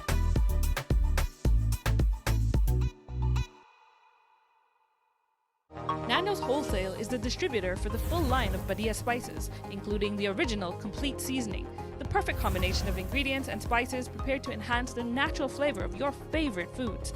Also, cinnamon powder for all your desserts, fruits, and beverages, and as special dishes. All these are available in commercial sizes or restaurant packaging. Nando's products are available at your local retailer or contact us at 222-5000. From Corozal to Toledo, Nando's is proud to be serving Belize as its #1 wholesale distributor for over 35 years. Welcome to the V Department Store. We are conveniently located on Coney Drive in Belize City. That's right on Coney Drive in Belize City. At the V Department Store, we offer a wide variety of groceries, cosmetics, kitchen appliances, kitchenware, electronics, and more. We've also recently expanded to the second floor to better meet your household and office furniture needs. We now have a wide variety of furniture, home decor, and accessories. We have a shared vision for a comfortable and customer-friendly shopping experience. Visit us today and be warmly greeted by our reasonable prices and cordial staff. The V Department Store. Experience the ultimate shopping destination.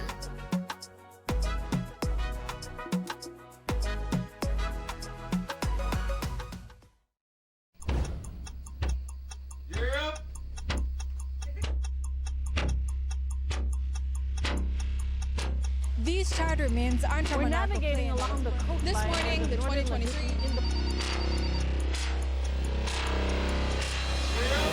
Good evening. Good evening. I'm Sheree Kelso, and here's what's ahead for you on 7 News Tonight. We've got details of these and other stories in our newscast for tonight. Good evening. With your news, I'm Nadir Craig. Please, you're watching the Nation Station, Channel 7.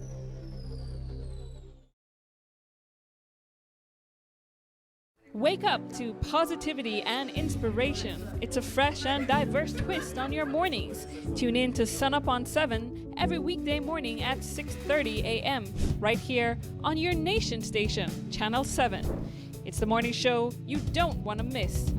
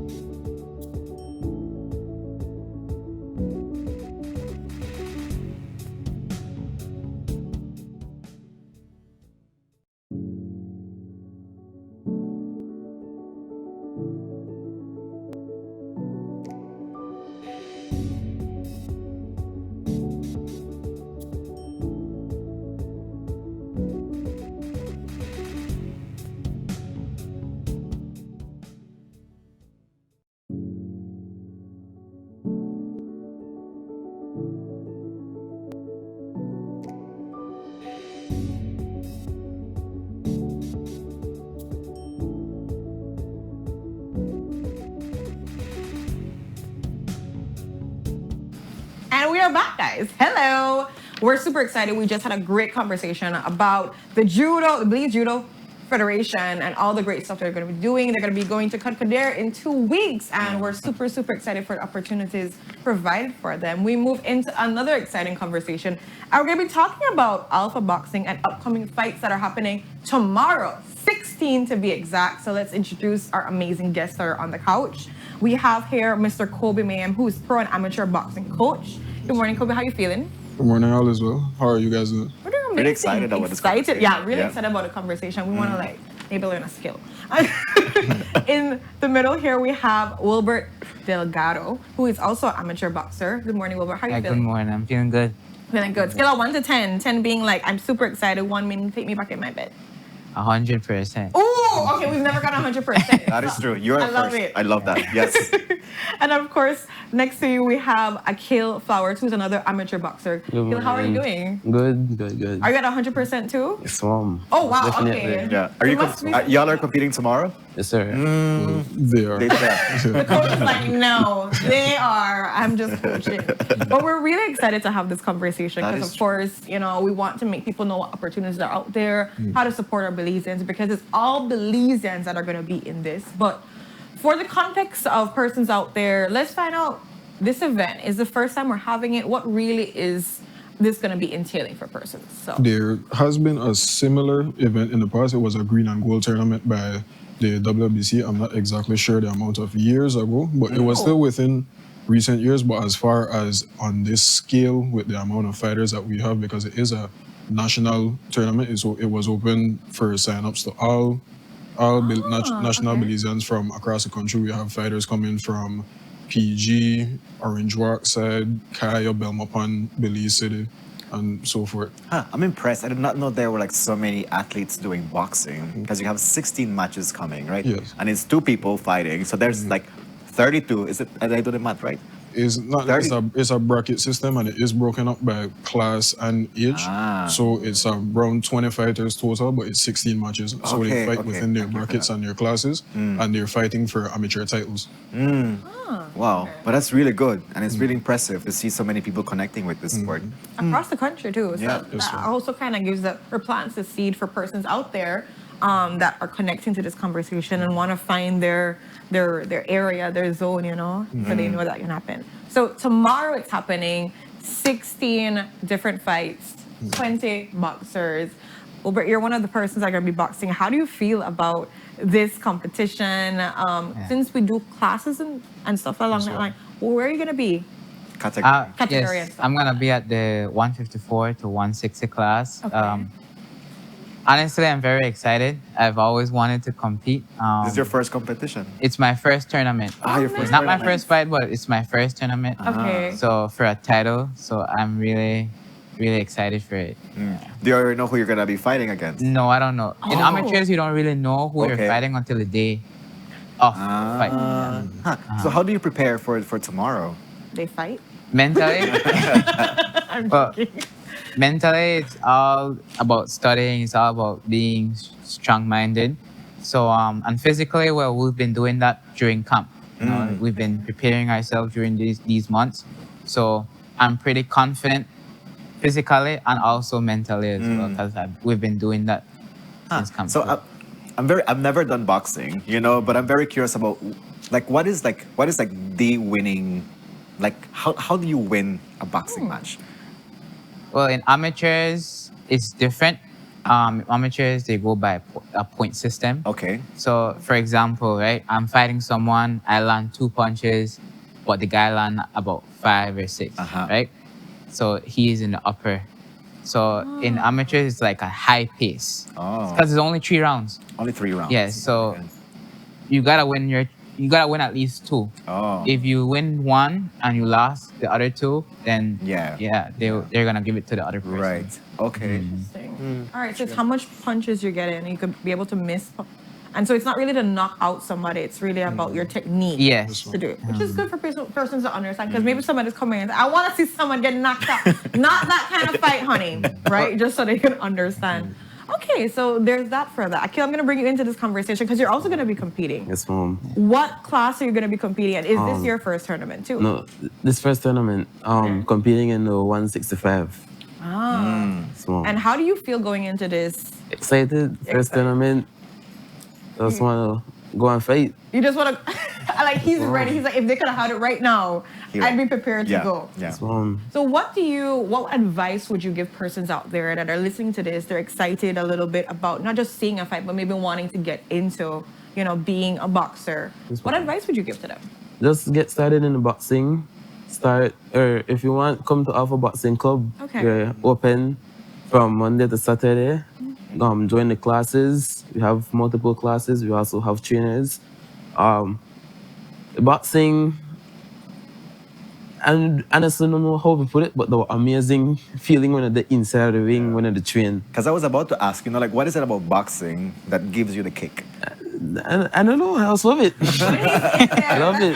You can't describe the feeling. I can. How long does it personal last? feeling. Like in The one of fight? the rounds, yeah. 3 rounds, 3 minutes. 2 minutes. This one at 2 minutes. Oh, okay. In amateur competitions, it's 3 2-minute rounds. Okay, and this is how much punches you get in.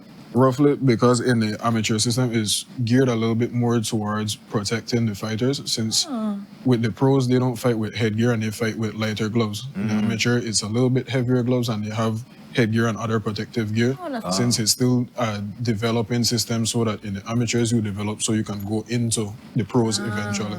And like Wilbert said, it's more geared towards a point system, because in the pros it's still points as well, but in the pros you can be losing a fight the entire time on points up to the final round and then knock your opponent out. In the amateurs, it can possibly be the same with a stoppage, but it's more geared towards, again, just outlanding high activity, high skill, high technique. Okay, I understand it better. Yeah. All right, thank you for that. Getting all the things ticked off to understand. Which I think is good because this helps persons out there that are interested, but I'm gonna go watch this thing, but nobody's gonna. I don't know if they explain this to them in the beginning of the competition, or you have to already know this It's information. just more. It's kind of more understood, but at the same time, like especially within the amateurs, it's usually more younger persons, because the elite class that we do have, it is 18 plus, but we have fighters ranging from, I believe it's 7 years old all the way up to 18 that will be competing on Saturday. Oh wow!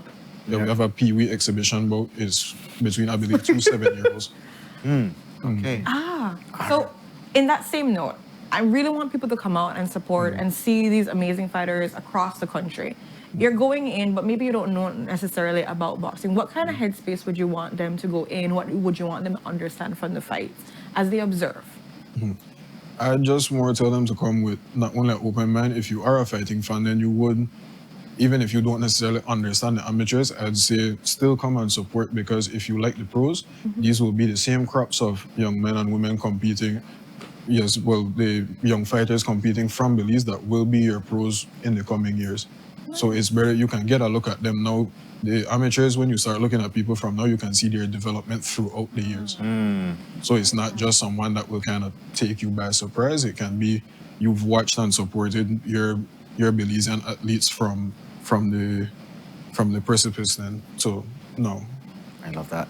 Yeah. I love that. So, in that same note, invite people. What's the cost? Where are we gonna be?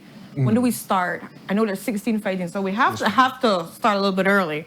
Talk to us about that. All right, so venue will be Swifal. That's in the St. Martin's area. Doors open at 9 a.m. It's only $5 to come in. Excellent. Okay. Super And affordable. like you said, it will be 16 fights total. Fights will start at 9 a.m. and we should conclude the day around 3 p.m. But it will be an exciting day. You never know. Some fights may stop early. Some people might get stoppages. So it's here to show up. Come and just expect an exciting day of boxing. Is there going to be like any food and drinks on sale? Sir, yes, there will be food and drinks on sale. All right. So $5 entrance fee, food and drinks on sale. Doors open at 9. Yes. Starting at 9 with the matches. And I see here you said Pee-wee, so they're gonna have like kids being able to compete It's too. one Pee-wee match, and they're the youngest. They're the youngest bracket there. So would they be It will be a first little or something? exhibition. Or They will be sprinkled throughout the day. okay. So their one, since it's an exhibition, their one will not necessarily be a judged bout. It's just them going to showcase that from a young age, these What they're little working kids, on. even if you have really young kids and you want to put them in boxing, it can be safe and it can be fun for them. Yeah. And then from there, the other fighters that are fighting in the tournament in the bracket system, if they have 3 fights for the day, all of that go towards their rankings and their standings within the amateur ranks. Oh, nice. So Yeah. I say that because I hope people that are listening can bring their little kids in to see, because you might think and hear boxing and think this is just for grown-ups in that sense. But this is going to spark their curiosity to see something too, and maybe they want to get into it and learn and have fun. This one. Yeah. So let's take opportunity that you guys are here, and I'm sure you have your fans already, and then probably they're going to show up tomorrow with their posters and all that kind of thing. So Wilbert, what message would you have to share to somebody who's interested in trying out boxing, but also to the people that are going to be coming tomorrow to the match?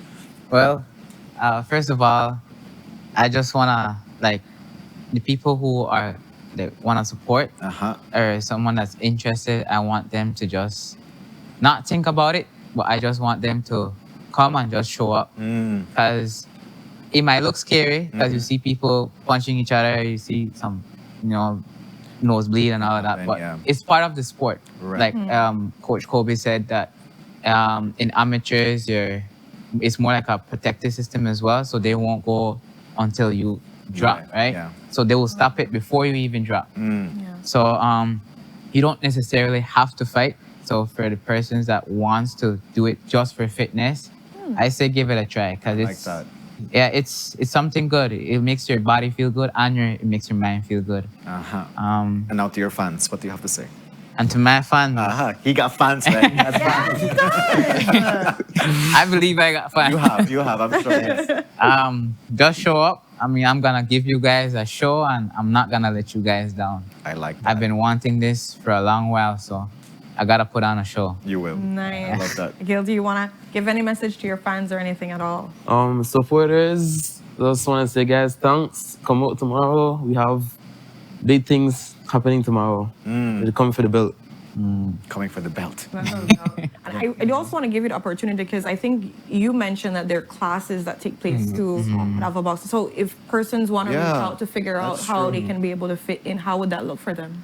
All right. So if you'd want to reach out to Alpha specifically to see the range of classes that we have, because we have classes for adults as well as classes for kids. Okay. So we're for all age ranges. You can always come to Alpha Boxing Club if you want to visit physically, 47 Claiborne Street, or any social media, Alpha Boxing Club, or if you'd like to call, it's 610-5030.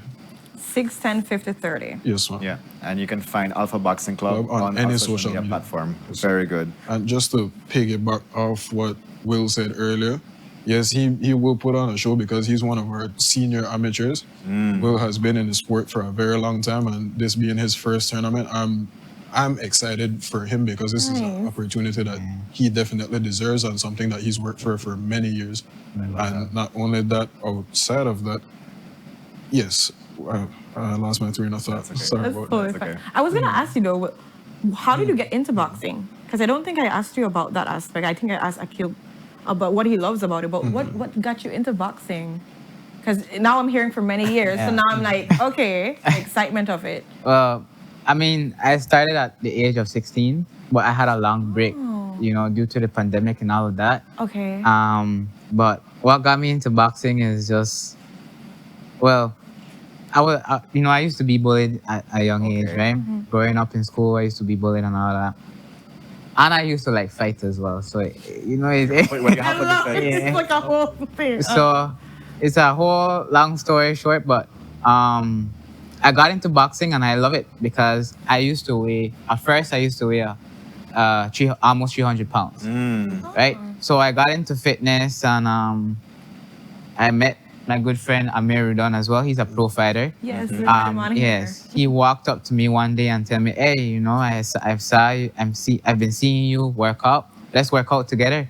And since then, I pick it up more. But after the pandemic, I gained pounds again. I gained 256 pounds. And then when Alpha Boxing Club opened, that's when I took it serious again. Okay. So that's when things started to happen. Fights, events, a lot of things, right? A lot of beneficial stuff used happened during the years.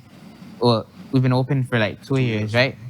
But within those 2 years, it's been so amazing. I love that. And I ended up losing weight all the way up to 156 to 154. Oh my gosh. Yeah, so it's like a fitness goal for me, and it's also something that I always dreamed of doing when I started boxing at 16 years old. So I'm not giving it up. I'm gonna push through. That's a great story. Thank you so much for sharing. And we can see how it benefits not only physically, as you mentioned, but also emotionally and mentally to be able to show up for yourself. So congratulations. Thank you. So tomorrow is definitely gonna be a great fight. Yes. Yeah, you totally deserve this. We're so excited for you. Thank you. Yeah, so tomorrow, Swift Hall, 9 a.m. $5 for the tickets, guys. You go out up until 3 p.m., but make sure you get there early. There's going to be fights throughout the entire time. We have 20 Belizean fighters from all across the country. Yeah. It's going to be really, really good. Go out and see and have an amazing time. Bring out the kids. It's kid-friendly. And you can be able to see one of the PE competitions, too. And it's going to be able to maybe inspire your child to go out there. For moms or parents or anybody that's a little bit nervous, they have their strict rules and they protect the fighters and everything. So don't worry. Let's come out and have a great time. So the same moms that may be concerned, I remember a statement I was going to say earlier. Okay, yes, say it. Boxing is one of the only sports that you guys can go in there and fight hard, actively try to hurt each other a little bit. But as soon as the bell rings, you guys will hug each other and have respect for one another. So it's never something with malintent. It may look like from the outside, it may look like something very violent, but it's a very controlled sport, and it does take a lot of skill, heart, determination, and it's a beautiful thing. I like that. Thank you so much for that nugget right there. Yeah. That's very important. Discipline, you know? Discipline, yeah, 100%. And people are wishing you guys all the best luck tomorrow, too. They're excited for you guys to go into your tournament. Yeah. We don't have fans. That's one thing. Everybody to know. Yeah, everybody should have fans. I'm sure we all have our own fans. So check out Alpha Boxing, guys, if you're connecting with these guys and what they're doing, children as well as adults, you can be able to do sessions there. Come out tomorrow and support all the fighters and get your cherry popped if you've never been to a boxing ring or anything like that and seeing how a fight goes. And with that, we're going to go to our next commercial break, our last commercial break, and then we're wrapping up today's show. Stay tuned. Yeah. All right. Yeah.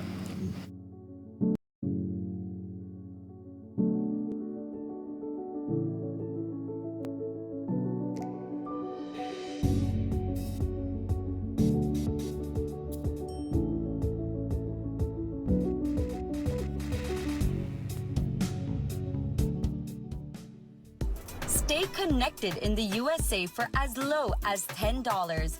With Smart Roaming Data Pass, staying connected is simple and affordable. Get the data you need starting at 1,000 megabytes to stay connected to larger plans that keep you online while you travel across the USA. So you can message, browse, video call, and navigate wherever you go. No SIM swap, no bill shock. Just simple, affordable pricing. Activate easily by dialing *100# using the Smart app or online. Smart Roaming Data Pass. Staying connected the smart way. Smart, bringing people together.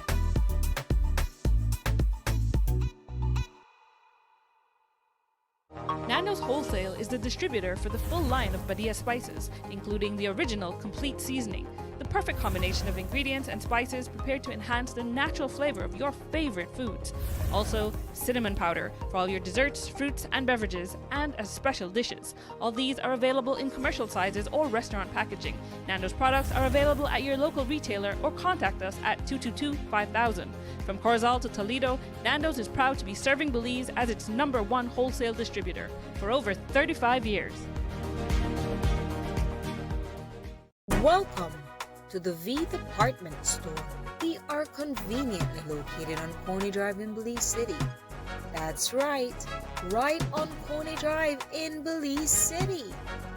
At the V Department Store, we offer a wide variety of groceries, cosmetics, kitchen appliances, kitchenware, electronics, and more. We've also recently expanded to the second floor to better meet your household and office furniture needs. We now have a wide variety of furniture, home decor, and accessories. We have a shared vision for a comfortable and customer-friendly shopping experience. Visit us today and be warmly greeted by our reasonable prices and cordial staff. The V Department Store. Experience the ultimate shopping destination.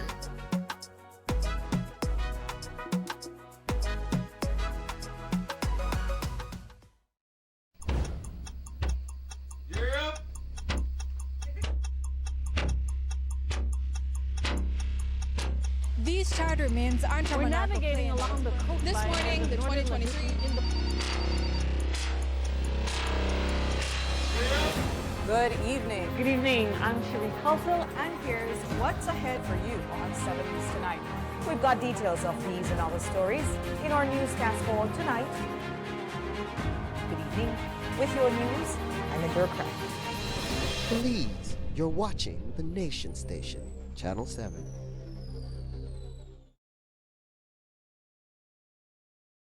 Wake up to positivity and inspiration. It's a fresh and diverse twist on your mornings. Tune in to Sunup on 7 every weekday morning at 6:30 a.m. right here on your Nation Station, Channel 7. It's the morning show you don't want to miss.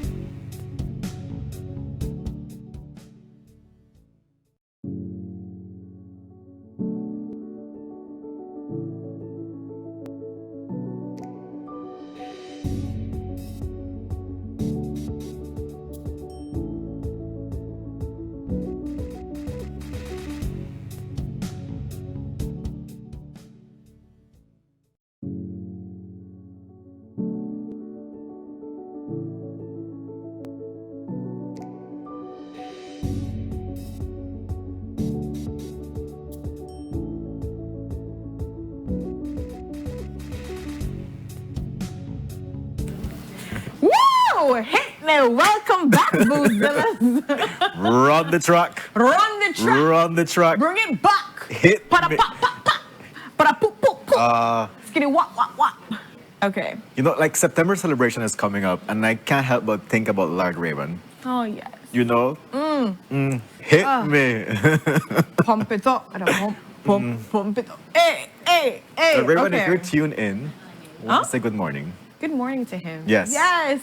I love Yeah, I him. hope that he comes to the show during the month of September. Because he Yes. always does, you know? I love him. And it's always a treat having him on Sunup on 7. We have a reminder for you before we wrap up today's episode. And that is that Tell me. for our Independence Day celebration, we are having a cooking competition. So remember that next week, Friday, is a deadline for you to submit your interest for you to participate in our cooking competition. How it's gonna work is that once you submit your name that you wanna participate, the preliminary is that we're gonna be sampling and judging your stewed chicken. So the persons that get the winning stewed chicken are gonna be live on our Independence Day special for a cookout. Cookout! Guys, don't hurt me now. Don't let me down. No salmonella. Just come and bring No it. salmonella. No salmonella. Don't do it to me, my fellas. So, yeah. So bring your chicken. Yes. Bring the good vibes, Yeah. and we will decide. Yeah. So message the Sunup on 7 mobile, or also send your interest via, I guess, like message via Facebook. But next week, Friday, you have the chance to say, I want to be part of your cooking competition. That's going to be exciting. I am very excited about that. What else am I excited about? Wrapping up and sending you guys What will off. they win? That's a great question. It's a grand prize. That's what we're Grand gonna prize, say. babe. That's Grand all prize. you need to know. Yeah. We don't know like free things. Stop act brand new. So grand prize of you will find out. With that, It's we just send gonna you be off. We thank, of course, our guests that came in. We had the Judo Belize Federation as well as Alpha Boxing. We have a competition happening tomorrow for Alpha Boxing. Well, for boxing in general, they're going to be having 16 different matches with 20 different athletes at the Swift Hall. $5 entry. Come out and enjoy. And of course, we're going to be having some athletes going away to Honduras, if I'm not mistaken. Yeah, for Kodikader. For Kutkader. So please support them. We put the numbers in the chat for both of them to do sessions if you want to do for boxing or to support with some money because it's expensive to fly out. So with that, we send you off. Yeah. Goodbye. And if you're traveling on Monday, make your due diligence to plan better because there may be no bus runnings for the bus association on Monday. So It sounded like a carpool. It sounds like a carpool. It sounds like it sounded like a hybrid day. Sounds like I don't Sounded know. like a lot of stuff. But we're gonna folks, send it's you off. Friday, it's the weekend, and we're so grateful for your company today. We wish you a fantastic day, maybe productive, have a safe weekend. We're gonna see you on Monday. Jules will be fresh from Guyana on Monday with his prize. You know? So with that, guys, we send you off. Bye. Bye-bye. We love you.